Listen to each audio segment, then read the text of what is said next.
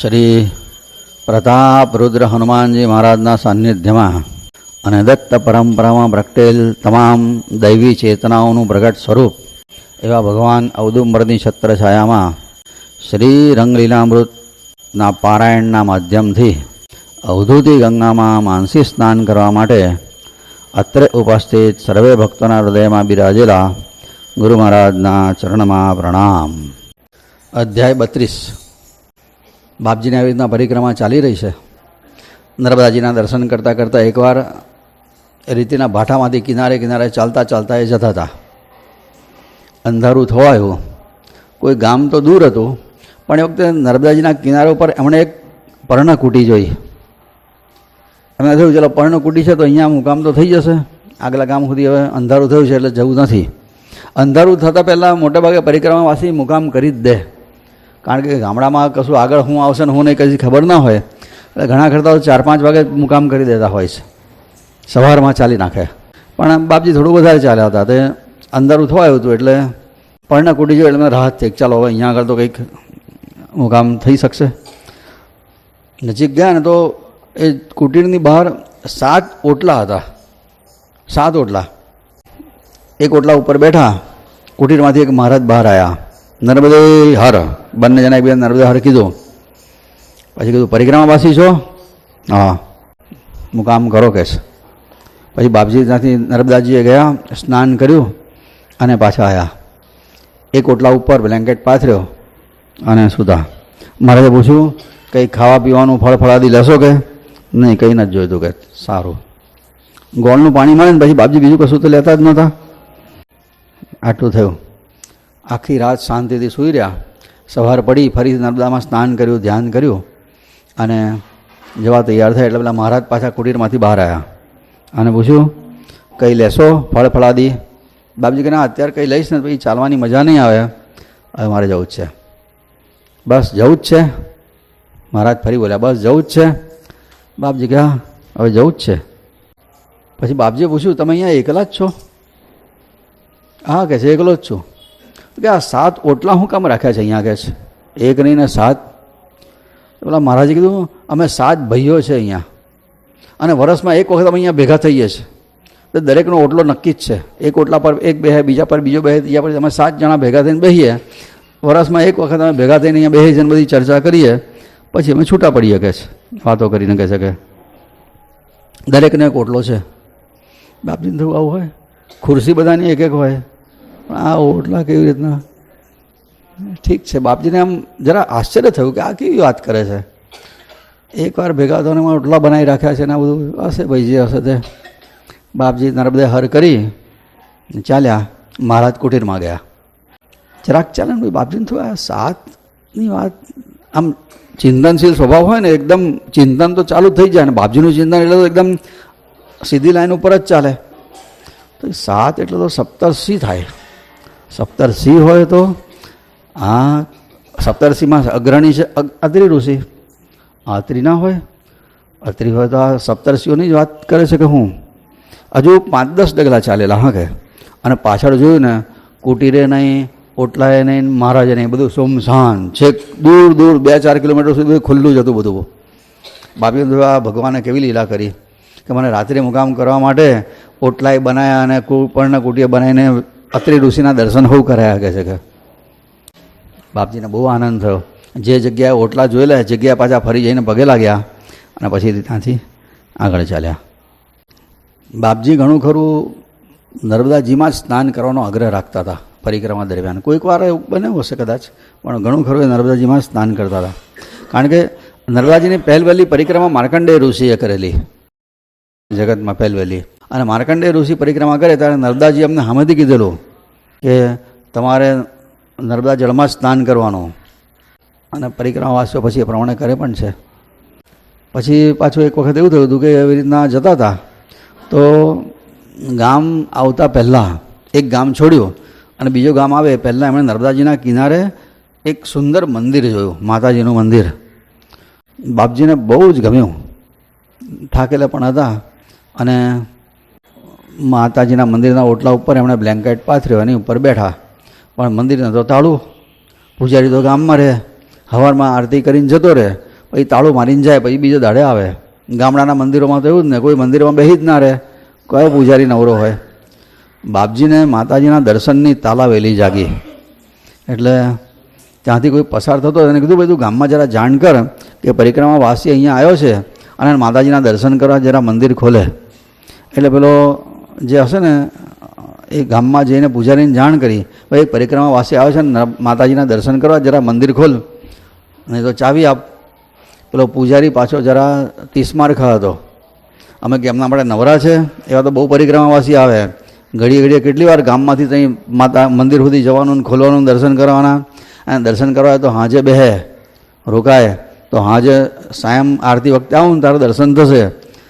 અમે કંઈ એવા નવરા નથી. પેલા જવાબ આપી દીધો કે પૂજારીએ તો કીધું છે કે નવરા નથી. બાપજી કે સારું. પણ બાપજીની દર્શનની તાલાવેલી બહુ જ વધી ગયેલી એ વખતે, અત્યંત. અને માતાજીની સામે જ ઓટલા ઉપર તડકામાં જ અમે બ્લેન્કેટ પાથરીને ઉપર બેસી ગયેલા. અને એ વખતે માતાજીના દર્શન માટે નિશ્ચય કર્યો કે માતાજીના દર્શન ના થાય ત્યાં સુધી આગળ જવું જ નથી, જે થવાની હોય તે થાય. અને પછી એ વખતે બેઠા બેઠા એમને અંતરમાંથી એક ભજન સ્ફુર્યો, અવધૂતી આનંદનું 40 નંબરનું ભજન. માતાજીને કહે છે, બોલ બોલ બોલ પ્રેમ વેણ એક બોલ, એક તો શબ્દ બોલ, તારા માટે આવ્યો છું. અને ખોલ ખોલ ખોલ દ્વાર, ભલે એકવાર તો દરવાજો ખોલ. પૂજારી ના પડે પણ તારા હાથમાં નથી દરવાજો ખોલવાનો. આ મારી નાવડી ભવસાગરમાં ડૂબી રહી છે, ભવાબ્ધિ મધ્ય નાવ, પાર ઉતારનાર કોણ, કામ ચાંચિયા લૂંટે બગાડનાર કોણ. મને તમારા દર્શનની તાલાવેલી જાગે, દરસ પ્યાસ લાગી મને, छिपावनार कोण અને વ્રેહ અગન ઝાડ આ બુઝાવનાર કોણ. તારા વિયોગની ઝાડ લાગી છે અંતરમાં, કોણ શાંત કરશે? પછી કહે છે દૂર દૂર સૌ કહે, બધા દૂર દૂર કહે છે, હડે હડે કરે છે, તો તારા સિવાય કોણ બોલાવશે? અને તારા વગર આ બાળકને ખોળામાં કોણ બેહાડશે? તું મારી માં, હું તારો બાળક. આ વિષયોનું ઝેર બધે વ્યાપી ગયું છે, એમાંથી કોણ બચાવે? અને આ રંગને અમૃતના મીઠા શબ્દો બોલીને અમૃત કોણ પીવડાવશે તારા સિવાય? આવી પ્રાર્થના કરી. અને વચ્ચેનું પેલું પદ આવ્યું ને, ત્રીજો અંતરો, દૂર દૂર સૌ કહે બોલાવનાર કોણ, અને તું વિના માતા બાળકને અંગ બેસાડનાર કોણ? જ્યાં શબ્દો અંતરમાંથી નીકળ્યા ત્યાં તો દરવાજા ફટાક દઈને ઉઘડી ગયા, એકદમ તાળા કૂંચી તૂટી ગયા. અને માતાજીની ડેરીમાંથી તો ધુમાડા નીકળવા માંડ્યા એ વખતે. અને જે જડ મૂર્તિ પાષાણની માતાજી એમાંથી પ્રગટ થયા, ઊભા થઈને બહાર આવ્યા, બાપજીને પોતાના ખોળામાં બેસાડ્યા. તું વિના માત અંક બેસાડનાર કોણ? બાપજીને પોતાના ખોળામાં બેસાડ્યા. માતાજીએ બાપજીના મસ્તક ઉપર, બરડા ઉપર, આખા શરીર પર પ્રેમથી હાથ ફેરવ્યો અને બાપજીના શરીરમાં તો શક્તિનો સંચાર થઈ ગયો. આનંદથી ભરી ભરીને બાપજીએ માજીના ખૂબ દર્શન કર્યા, પ્રેમથી વાત્સલ્ય મૂર્તિના દર્શન કર્યા. માતાજીએ પણ જાણે પોતાના દીકરાને ખોળામાં બેસાડતા હોય એવી રીતના ખોળામાં બેસાડીને ખૂબ વહાલ કર્યું. બોડાનાના માટે ભગવાન આવી રીતના દરવાજા તોડીને બહાર આવ્યા હતા. એ કથા તો 700 વર્ષ પહેલાંની, પણ આ કથા તો હમણાંની તાજેતરની, કે બાપજીના માટે માતાજીએ દરવાજા ખોલી નાખ્યા. એમાં કશું અશક્ય નથી. પછીથી તો બાપજીને ખૂબ આનંદ થયો, પેટ ભરી ભરીને ધરાઈ ધરીને માતાજીના દર્શન કર્યા. પછી માતાજી પાછા મૂર્તિમાં લીન થયા અને બાપજી પછી ઓટલા ઉપર મુકામ કર્યો. પછીથી થોડો વિશ્રામ કરીને પછીથી આગળ ચાલ્યા. રાત્રિ મુકામ પછીના ગામમાં એક ધર્મશાળામાં કર્યો. હજુ એ બ્લેન્કેટ પાથરીને આડા પડે એટલામાં તો કોઈ ગુજરાતી કોઈક સાધુ આવ્યો, નર્મદે હર. બાપજી કે નર્મદે હર. કે મહારાજ, હું ગુજરાતથી પરિક્રમામાં નીકળ્યો છું, ગુજરાતી છું, હિન્દી આવડતું નથી, અને મધ્યપ્રદેશમાં તો હિન્દી બધા સમજે છે, હિન્દી વગર બહુ હેરાન થઈ ગયો છું, મને તમારી જોડે રાખો ને પરિક્રમામાં. કહે છે બાપજી કે મને કોઈની જોડે ફાવતું જ નથી ભાઈ, મને આ એકલા જ સારું ફાવે છે. કે ના મહારાજ, મને છે ને, હું તંબુરીઓ ભગત છું અને સરસ તંબુરો મને વગાડતા આવડે, તમને તંબુરો વગાડીને ભજનો સંભળાવીશ. ભજનની વાત આવે એટલે બાપજી ઢીલા પડે. ભજન બાપજીને બહુ પ્રિય. બાપજીને જો સારું 2-4 ભજન સંભળાવશે તો મને સારું લાગશે, આનંદ આવશે. કે સારું આવું હતું પણ મારી જોડે ચાલવું પડશે ઝડપથી. કે કયું વાંધો નહીં, હું તમને ભજનો સારા સારા સંભળાવીને આનંદ આપીશ. કે છે એની લાચારી હતી, બચારાને હિન્દી ના આવડે, અને આપણા દેશમાં તો બાવા બનના હોય તો હિન્દી બોલના પડેગા, આવો નિયમ છે. બાવાને હિન્દી આવડવું જ જોઈએ, બીજું કશું ના આવડે જ ચાલે, પણ અગડમ પગડમ અષ્ટમ પષ્ટમ હિન્દી ઠોકમ ઠોક કરવી જ પડે. અને આ બે જણાની સવારી ચાલી. બાપજીને પેલો તંબુરીઓ ભગત. એ વખતે સુલપાણેશ્વરની ઝાડીની આગળનો થોડોક વિસ્તાર હતો ને ત્યાંથી આ સુલપાનની ઝાડીમાંથી આ લોકો જતા હતા. એ વખતે તો થયું એવું કે બરાબર ઝાડીની વચ્ચે આવે ને તો અહીંયા પેલા ભીલડાઓએ અમને પડકારે, એ ઉભા રહો, અહીંયા ઉભા રહેવું પડે. હા, કે કશું ચાલે નહીં, બધું આપી જ દેવું પડે. અને પેલા ભીલો તો હાથમાં તીર કામઠા લઈને આવી ગયા, ધરદે સબ કુછ, બધું મૂકી દેવું પડ્યું. પેલા તંબુરિયા ભગતે બધા થેલા મૂકી દે, પણ તંબુરીઓ ના છોડે. હા, કે તંબુરો તો પકડી રાખ્યો આમ ખોળામાં જ. પેલા બધા થેલા પેલા ફંફોસીને જે લેવા જેવો તો લઈ લીધો. પેલો તંબુરીઓ ના છોડે ને તો પેલા ભીલો ખેંચે, તંબુરીઓ ભગત આમ ખેંચે ને પેલા આમ ખેંચે, પેલું રસ્સી ખેંચ ચાલી બે જણની. ભીલડા તો વધારે ઝાટકો મારીને તંબુરો ખેંચી લીધો. અને એના દેખતા આપણે તંબુરો આમ એક બાજુ છે ને માટલા જેવું હોય અને આમ દંડો હોય, જોયો છે ને તંબુરો તો. તે પેલા લોકો તો ગદાની જેમ ઊંચો કરીને ફટાક દઈને જમીન પર પછાડ્યો, પેલું માટલું ફૂટી ગયું, અંદરથી ખંડ ખંડ કટ કરતા કેટલા બધા રૂપિયા નીકળ્યા. પેલા ભીલોએ બધા રૂપિયા લીધા ને જતા રહ્યા ત્યાંથી. બોલો તંબુરીઓ પોગ મૂકી મારો, તંબુરો એ ગયો, પૈસા ગયા, કહે છે કે રડવા માંડ્યું તો અહીંયા આગળ. એ ભીલોને ખબર હોય છે કે આ પરિક્રમાવાસીઓ છે ને પૈસા ગમે ત્યાં હંતાડે, એમના થેલામથી ના નીકળે તો આવી જગ્યાએ હંતાડે. એ લોકો જાણતા હોય. કેટલાક પરિક્રમાવાસી છે ને નોટો આપે ને, કોઈ 2, 5, 10ની નોટ હોય ને તે ચોપડીની વચ્ચે હંતાડે, પાનાની વચ્ચે, કે ભીલોને ખબર ના પડે. પણ એના કરતાં હોશિયાર પાછા. હા, એક એક પાનું ફાડે એના દેખતા અને નોટ લઈ લે. કોઈ પણ ચોપડી લઈને તમે જો ઝાડીમાં પ્રવેશ કર્યો, ચોપડીના ચીથરા નીકળી જાય, કે એક પાના છોટા પડી જાય. તંબુરો તૂટી ગયો હતો અહીંયા આગળ અને રૂપિયા પેલા લોકો લઈ ગયા. પેલો તો રડે મોટેથી, એક તો રૂપિયા ગયા અને તંબુરો ગયો એમ કરીને. બાપજી હસી પડે એકદમ કે ઓ ભગત, તમે પરિક્રમા નીકળ્યા ને પૈસા શું કરવા હંતાડ્યા, કહે છે કે હવે શું કામ કર્યું, કહે છે કે માયાનો જ બધો ખેલ છે, આ માયા જ માર ખવડાવે છે, શું કરવા બધું ભેગું કર્યું, કહે છે કે બહુ સમજાયો. બોલો કે મહારાજ બધું કરું, પણ મને તો 2 દુઃખ હતા. એક હાથે તંબુરો ગયેલો ને આવી ગયેલું, રડતું તો બચારો. બાપજીએ કીધું હવે ચિંતા ના, રડશો નહીં, તમને તંબુરો અપાઈ દઈશ, કે છે તમને તંબુરો અપાઈ દઈશ, આવું કીધું, તંબુરો અપાઈ દઈશ. પેલાને જરા આશ્વાસન થયું, એને જરા કે શોક જરા એનો હળવો થયો અને આગળ ચાલ્યા. બીજે દિવસે એક ગામમાં સૂર્યાસ્ત સમયે મુકામ કર્યો હતો. અહીંયા આગળ એક ચોતરા ઉપર, ગામમાં પાદરે ચોતરો હશે ચબૂત પેલા ઝાડ નીચે, એની ઉપર મુકામ કર્યો 2 જણાએ. એ વખતે ગામમાંથી એક કોઈક ભાવિક આવ્યો, બાપજીને પાસે એને પગે લાગીને કે નર્મદે હર. બાપજી નર્મદે હર, મહારાજ ફળ લેશો, ભોજન લેશો, દૂધ લેશો? બાપજી કંઈ નથી જોઈતું, મેં તો ગોળનું પાણી પી લીધું જ. આ ભગતને જોઈતું હતું આપ. પેલા ભગતને પૂછ્યું કંઈક ખાવાની વાત કરી ના કરી. પેલાને બાપજી પ્રત્યે કંઈક પ્રતિભાથી એવો અંજાઈ ગયો. બાપજી કે મને તમારી કંઈક સેવા બતાવો ને, મારે કંઈક તમને સેવા બતાવો, કહે છે.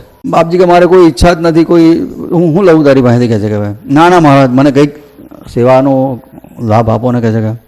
બાપજી કે મારે તો કંઈ જોઈતું નથી, પણ આ ભગત છે ને મારી જોડે, અને તંબુરાની બહુ પડેલી છે, તંબુરો કરે છે, અહીં કંઈક તંબુરાનો મેળ પડે ખરો, કહે છે.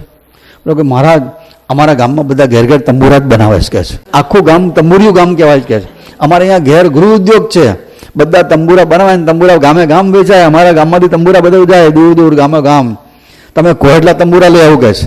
બાપજી કે આમ તો એક જ ચાલશે. તો પેલો 5 હાથ તંબુરા લઈ આવ્યો અહીંયાથી. લો મહારાજ આમાંથી જે ગમે તે લઈ લો, કહે છે. તંબુરિયા ભગતને બાપજી કે જે ગમે તે લઈ લે, કહે છે. તંબુરિયા પાછો જાણકાર ભજનનો, એને અનુકૂળ હતો, એક તંબુરો લઈ લીધો, બીજા બધા તંબુરા પેલો પાછો લઈ ગયો. તંબુરિયા ભગતને થયું મહારાજ તમે સારું કર્યું, બ્રહ્મચારી મને તંબુરો અપાઈ દીધો, કહે છે કે આનંદ થઈ ગયો એને. અને પછીથી તો આગળ ચાલ્યા. ભાઈ બાપજીએ પાછું તંબુરિયાને કીધું હવે તો છૂટો પડ ભાઈ, મને આ જોડે ફાવતું નથી કોઈ નહીં, મને એકલાને જવા દે. પછી તંબુરિયા ભગતથી બાપજી છૂટા પડ્યા અને આગળ ચાલ્યા. પછીની વાત આમાં છે. હાફેશ્વરથી પછી એ જોડે થયો હતો અને પછીથી બાપજી ચાલતા ચાલતા આ દક્ષિણ તટની યાત્રાની વાત ચાલે છે. ત્યાં ચાલતા ચાલતા પછીથી એ લોકો છે ને તે વિમલેશ્વર પહોંચ્યા. વિમલેશ્વર એટલે નર્મદાજી અને સમુદ્રનો સંગમ થાય છે, ભાડભૂતની આગળની જગ્યા. આ કિનારે વિમલેશ્વર અને સામેના કિનારે હરિધામ, આવું છે. નર્મદાજી સમુદ્રને મળે એ જગ્યા. ત્યાંથી બધા પરિક્રમાવાસીએ નાવડીમાં બેસીને સામેના કિનારે જવું પડે. બહુ વિશાળ પટ છે એકદમ, અને સીધી નદી ઓળંગાય નહીં તો ખંડિત થાય પ્રવાહ ઓળંગે તો. એટલે નદીનો પ્રવાહ જેટલો દરિયામાં દેખાય ત્યાં સુધી નૌકા આમ જાય સમુદ્રમાં, પછી આમ યુ ટર્ન લઈને પછી સામેના કિનારે ઉતારે. આવી રીતનું હોય છે. બાપજી કહે છે માર્ગમાં વિમલેશ્વર જ્યાંથી સાગર સંગમ પાર થવાય ત્યાં નાવડી ના મળી, મારે 6 દિવસ બેસી રહેવું પડ્યું. નાવડી આવે જ નહીં કોઈ સામેના કિનારે લઈ જનારી. 6 દિવસ બેસી રહેવું પડ્યું. 5મા દિવસે તો હું એવું કંટાળી ગયો, મેં નર્મદા માને સ્તુતિ કરી અને તરત જ નાવડી આવી. અને શનિવારનો દિવસ હતો, અમે નાવડીમાં બેઠા. આ પરિક્રમાવાસીઓ ત્યાં બધા ભેગા થઈને પછી નાવડી ઉપાડે. અત્યારે તો સરકારે એવી સરસ વ્યવસ્થા કરી છે, એન્જિનવાળી બોટ હોય છે અત્યારે. ફટ ફટ ફટ ફટ 2-4 કલાકમાં સામે ઉતારી દે છે. પણ એ જમાનામાં આવી બોટ સહડવાળી નૌકાઓ હતી. હવે દરિયામાં સ્ટીમરો ઊંધા પડી જાય વખત આવે તો સહડવાળી નૌકા તો હું ટક્કર ઝીલતી હશે, પણ બચારા પરિક્રમાવાસીઓ નર્મદાજીના ભરોસે એ રીતે પાર ઉતારતા હતા. વર્ષોથી ઉતરે છે. એ વખતે જમાનામાં ઉતારતા હતા. અત્યારે તો બધી સગવડ સારી છે. અત્યારે તો કોઈ જોખમ નથી રહ્યું. એ જમાનામાં સાગર પાર કરવો બહુ જ જોખમી હતું. પછીથી ઓડીમાં બેઠા બધા. એ ઓડીમાં ઘણીવાર તો 8-8, 10-10 કલાક થઈ જાય. એટલે પરિક્રમાવાસીઓ છે ને ઓડીમાં બેસતા પહેલાં કેટલાક કલાક પહેલાં તો પાણી પીવાનું બંધ કરી દેવું પડે. તો વચ્ચે વોશરૂમ જવાનું થાય જ કઈ જાય. ઓડીમાં બધા આમ આખરે ઠટ બેઠા હોય તો અહીંયા બેઠા આવી રીતના. અને નાવડી બરાબર સમુદ્ર તરફ પહેલાં ચાલી અને જ્યાં યુ ટર્ન લેવાનો વખત આવ્યો ત્યાં કોણ જાણે શું થયું તો એકદમ પવન વાવાઝોડા જેવો ફૂંકાવા માંડ્યો. અને આ ઓઢકું તો નાનકડું આમ ઊંચું નીચું નદીમાં મોજા ઊંચા ઊંચા ઉછળવા માંડ્યા. મેરુ સમા મોજા ઉછળ્યા.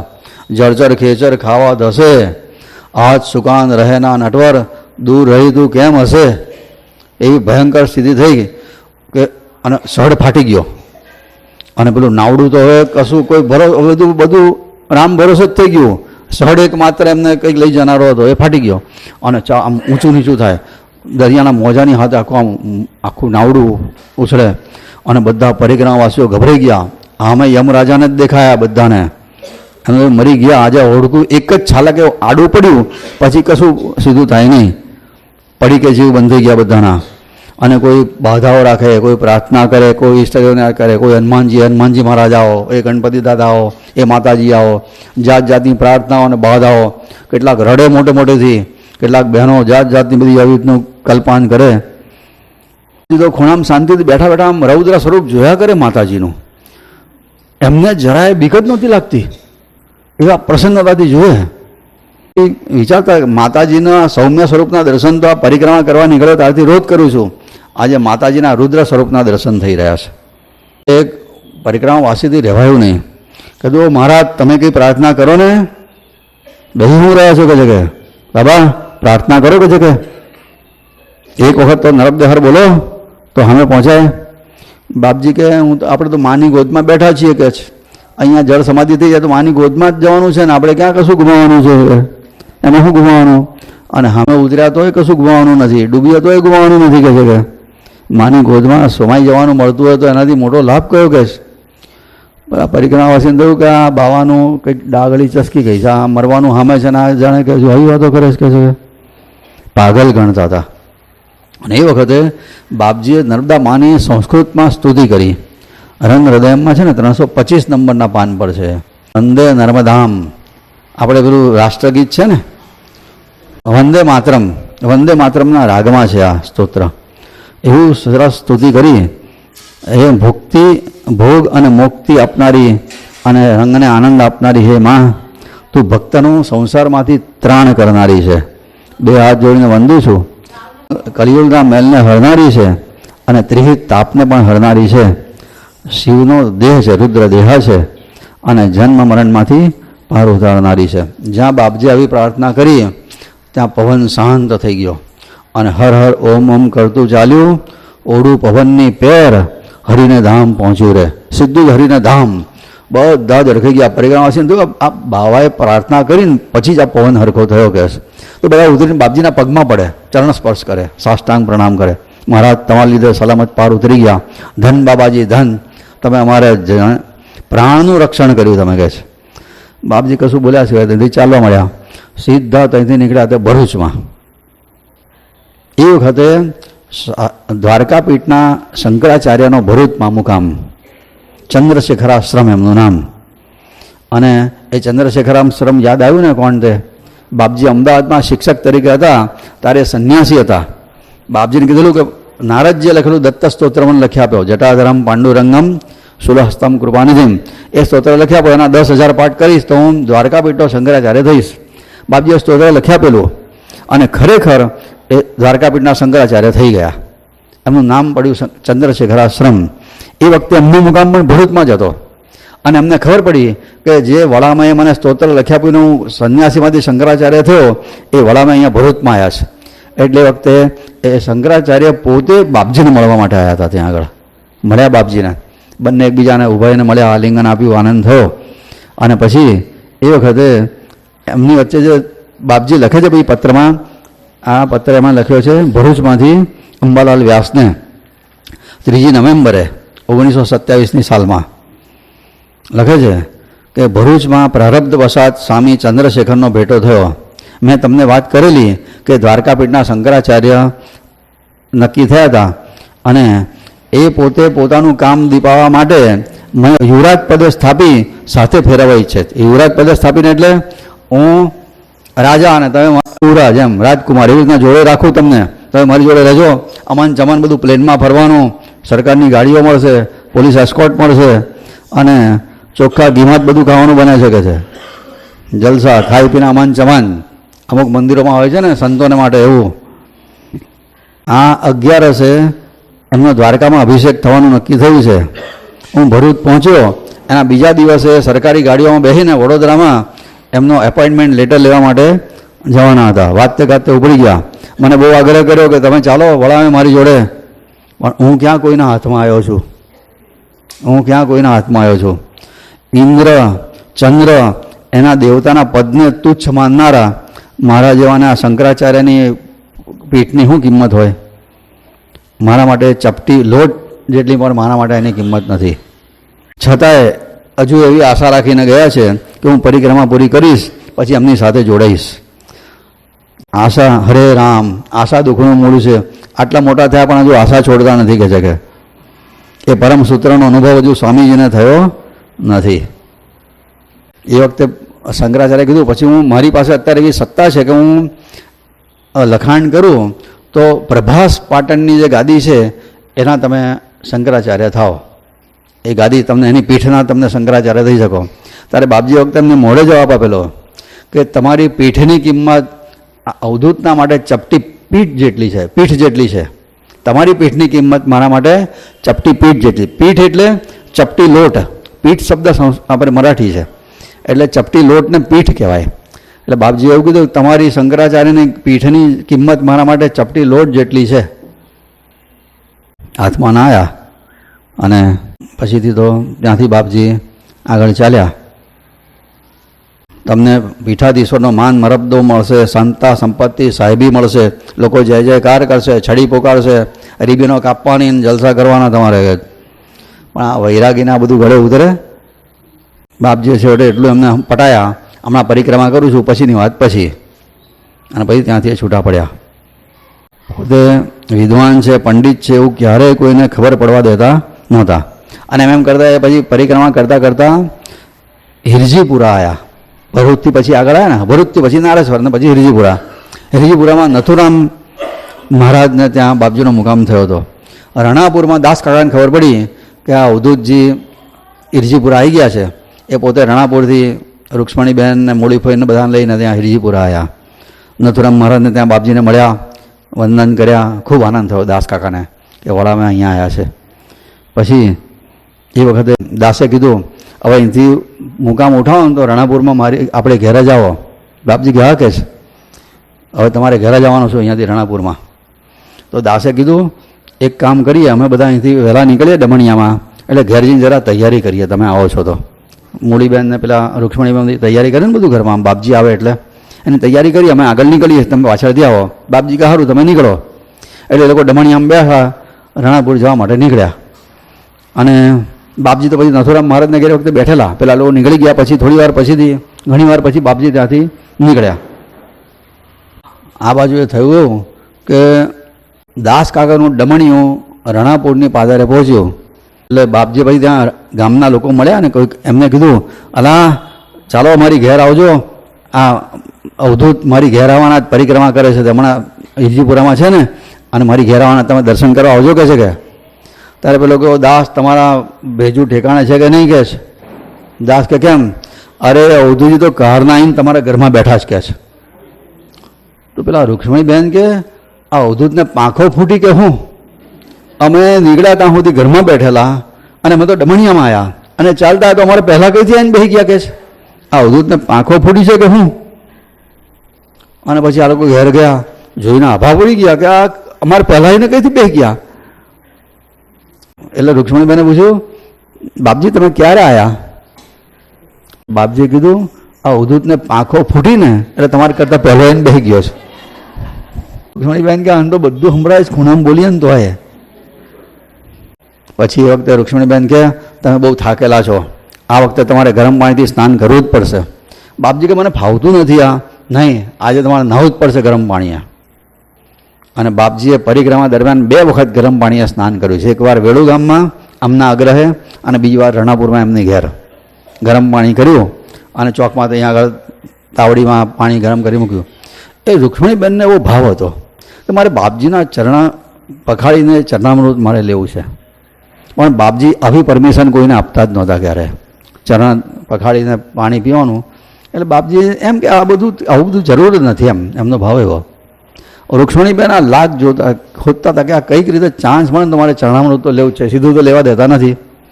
ત્યાં નાહવા બેસતા હતા ને એ જગ્યાએ અંધારું હતું ઓયડીમાં, એ જમાનામાં લાઇટો તો નહીં. અને બાપજીને પેલો ફેમસ માણસ તો ફાવે નહીં. એમ તો કે આજે મસ્ત ચાન્સ છે. એટલે એવા છે ને બાપજી નાહે ને પછી જ્યાંથી પાણી પેલું બહાર નીકળતું હશે ને પેલી અંદરની ચોકડીમાંથી, ત્યાં બેસી ગઈ આવ્યા તો અંધારામાં. અને બાપજી નહાય, નર્મદા હકીને લોટા હેડતા જતા, એ વખતે એણે પાણી હાથમાં લીધું ને પી ગઈ. 3 વખત આત્મન કરી ગઈ આવ્યા. પછી નાહીને બાપજી ઉઠ્યા ને પછી કે પીને મારો મેલ જ પીધો ને અંગૂઠાનો, તો અમૃત પીવું હતું ને મારા અંગૂઠાનો મેલ પીધો, આવું બોલ્યા બાપજી. એટલે પેલી રૂક્ષ્મણીબેન પછી પડોશવાળીને કે અમને તો અંધારામાં આવું દેખાય છે. કઈથી ખબર પડી ગયા આને કે છે. તો બાપજીએ પછી એમને કીધું, જ્યારે એમની જોડે બેઠા ત્યારે, આ અવધૂત તો ઘુવડ છે, એને અંધારામાં આવું દેખાય. અવધૂત તો ઘુવડ છે ને અંધારામાં આવું દેખાય. પેલી એમ મૂડી કે તને હું કહું છું ને એમના વિશે કશું બોલવાનું જ નહીં, એમને બધી ખબર પડી જાય જ કે છે. પછીથી રણાપુરથી બાપજી આગળ જવા માટે નીકળ્યા ને ત્યારે દાસ કે બાપજી તમે વચન આપો પાછા આવશો અહીંયા. બાપજી કે આવીશ. પણ છતાંય દાસને અધીરાઈ એટલી આ કદાચ છટકી ના જાય તો દાસ બાપજીની જોડે જોડે ચાલવા માંડ્યા પરિક્રમામાં. રણાપુરથી ગરુડેશ્વર સુધી બાપજીની જોડે ગયા એ. રણાપુરથી 90-95 કિલોમીટર થાય રણાપુરથી, જોડે જોડે ગયા છે ગરુડેશ્વર સુધી. પછી બાપજીએ ગરુડેશ્વરમાં એમને બહુ સમજાયા, દાસ હવે તમારે ઘર સંભાળવાનું છે, ઘેર છે આ બધું, અને તમે એવી રીતે મારી જોડે જોડે ફરો તો ઠીક નહીં, હું તો નવરો છું, પણ તમે ઘેર જાઓ, હું તમને વચન આપું છું, પરિક્રમા પૂરી કર્યા પછી હું રણાપુર પર આવીશ અને વચન પ્રમાણે તમારી દીકરીના હાથે રાખડીએ બંધાઈશ, ભયભીત કરવા હું આવીશ, આવું બધું વચન આપ્યું. ત્યારે દાસ મને ત્યાંથી વિદાય થયા. એ વાત પણ આ બાપજીએ પત્રમાં અહીંયા લખી છે. તો પછીથી બાપજી ત્યાં આગળ ગરુડેશ્વરમાં રહ્યા અને દાસને વિદાય કર્યા. બાપજીને બી ઈચ્છા હતી કે ગુરુ મહારાજનું ધામ છે તો અહીંયા 4-5 દિવસ હું રહું, 2-4 દિવસ. એ પછી દાસ વિદાય થયા પછી નર્મદા સ્નાન કરી આવ્યા. પગથિયા ચડતા હતા ને તો પગથિયા ચડતી વખતે પગ એમનો ડાકો પડ્યો, મચકોડાયો. એવો મચકોડાયો તે લંગડાતા માડ ચલાય. આમે 2-4 દિવસ રહેવાની તો ઈચ્છા હતી જ એમની, અને એમાં પગ લંગડાયો એટલે રહેવાનું એક બહાનું પણ મળી ગયું. તો કે અહીંયા 4 દિવસ રહીશ એટલે જરા સારું થશે, પછી આગળ શાંતિથી જઈશું. હવે એમના મનમાં એક તમન્ના હતી. રાત્રે પછી ગુરુ મહારાજનું સ્મરણ કરીને સૂઈ ગયા તો રાત્રે સ્વપ્નમાં સ્વામી મહારાજે દર્શન આપ્યા. દર્શન આપીને કીધું કાલે સવારે ગરુડેશ્વર છોડીને ચાલવા માંડો, ગરુડેશ્વર છોડીને ચાલવા માંડો. ગુરુ મહારાજની આજ્ઞા, પગ લંગડાઈ ગયેલો, મચકોડાઈ ગયેલો, ચલાય નહીં, પણ ગુરુ આજ્ઞા અવિચારણ અહીંયા ઈચ્છા હતી 2-4 દિવસ રહેવાની, પણ સ્વામી મહારાજ ત્યાં નહીં થાય એટલે ખલાસ. સમાધિ મંદિરમાં દર્શન કરવા માટે ગયા અને એ વખતે એમણે આ ભજન એમને પ્રગટ થયું અંતરમાંથી. ઠહેરાના 2 દિન 4 સાંઈ તેરે દ્વાર પે, એ ભજન છે. એ ભજન એ વખતે બાપજીએ ત્યાં એમના મુખમાંથી પ્રગટ થયું હતું કે આ ફેરી ફેરી મેરી તંગડી તૂટી, ચાલી ચાલી મારા ટાંટિયા તૂટી ગયા છે. શ્વાસના ઉર સમાય તુજ કારણ મેં ભઈ બાવરી, શુદ્ધ બુદ્ધ ભૂલી હાય. ભજન નંબર 39 અવધૂત આનંદમાં. રો રો મેરી અખિયા ફૂટી, તારા દર્શન માટે રડી રડીને આંખો ફૂટી ગઈ, પણ તારા દર્શન આપતો નથી. કહે છે કે કપડાં ફાટી ગયા છે, ફટી ચીંદડી, નંગી નટિયા, નાગોદ ફરું છું બધે લંગોટી પહેરીને, અને જોનારીની દ્રષ્ટિએ ગમાર છું, દેખાનહાર ગમાર, લોકો મને ગમાર સમજે છે. દેખાન દે મુખ મીઠા સાઈ, એ સાઈ તારું મોઢું એકવાર તો જોવા દે, અને અમૃત વેણ પીલાવો, 2 શબ્દો તો સંભળાય. આ જવાની વાત કરે છે આવ્યો ને. તું રંગે રસી અંદર બહાર, તારા રંગે હું અંતર બહાર રંગાઈ ગયો છું. કહે છે કે અને આ ના જાઉં બહાર, હવે મારે ક્યાંય બહાર ભટકવું નથી, અહીં બેહવા દે, આવી પ્રાર્થના કરી અને પછી ત્યાંથી એમણે ગરુડેશ્વરનું સ્થાન છોડ્યું. આપણે એ ભજન પણ એ વખતે ગાઈશું. અને પછીથી આવી રીતના એમની આગળની કેટલીક વાત આ પત્રમાં છે, જરા આપણે યાદ કરી લઈએ. એક ઠેકાણ લખે છે, આજે તો જળ સમાધિ જ થઈ જાત, પાણીમાં પડીને ડૂબી જાત એવી સ્થિતિ આવેલી, પણ ગુરુ મહારાજની કૃપાથી બચી ગયો છું. જાળીનો પ્રવાસ અત્યંત કષ્ટનો છે, ટિપિકલ સાધુને જ ભિક્ષા મળે એવું છે. પછી અહીંથી હાંફેશ્વર આવે, પછી છે ને ત્યાં કેવડિયા કોલોનીમાં એક એમને કોઈક તડવી ભગતે બાપજીને રોકેલા અને 4 દિવસ બાપજીની બહુ સેવા કરેલી. એને તડવીએ એમના પગે પેલું હળદર મીઠાનો લેપ પણ કરી આપેલો અને વાટીને સરસ સેવા કરેલી એમની.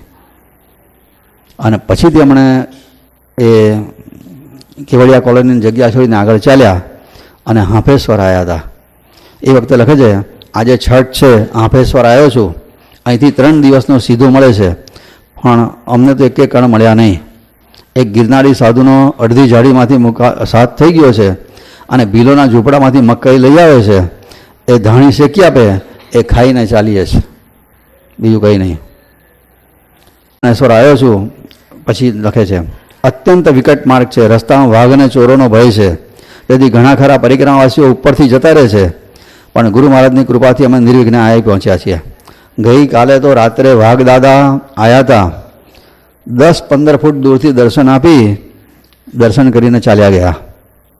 10-15 ફૂટથી દૂરથી આ બીજી વખત વાઘની મુલાકાત થયેલી. પથ્થરો કૂદી કૂદીને મારો જમણો પગ લંગડો થઈ ગયો છે, આવી વાત કરેલી છે. પછી જે પગ મચકોડે ગયો ને એનો ખુલાસો લખે છે આગળ કે ગરુડેશ્વરમાં પગ મચકોડાયો અને આગળ જતાં તાવ પણ શરૂ થયો.